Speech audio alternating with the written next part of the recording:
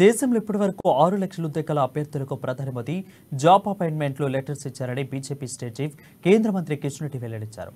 కానీ తెలంగాణలో మాత్రం 17 సార్లు నోటిఫికేషన్ పరీక్షలు రద్దయ్యాయని విమర్శించారు.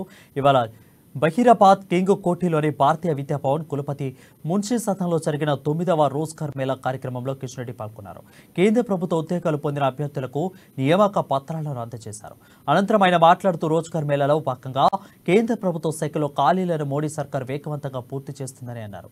ప్రతి నెల ప్రభుత్వ శాఖలో ఖాళీలను పూర్తి చేసే ప్రక్రియ కొనసాగుతుందని అన్నారు.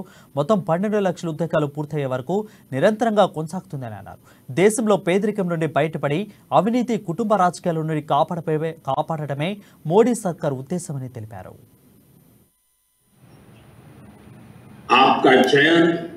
టాక్సేషన్ ఇన్కమ్ ట్యాక్స్ కావచ్చు, జిఎస్టీ కావచ్చు, లేకపోతే దూరదర్శన్ కావచ్చు, అనేకమైన ఎల్ఐసి కావచ్చు, ఇక ఇవి పనికిరావు.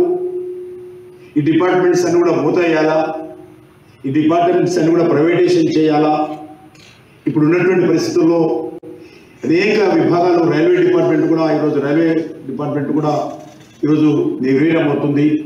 కాబట్టి ఇవన్నీ క్లోజ్ చేయాల్సిన పరిస్థితి వస్తుంది అనేటువంటిది పిఎస్యూస్ కావచ్చు, గవర్నమెంట్లో అనేక విభాగాలు కావచ్చు.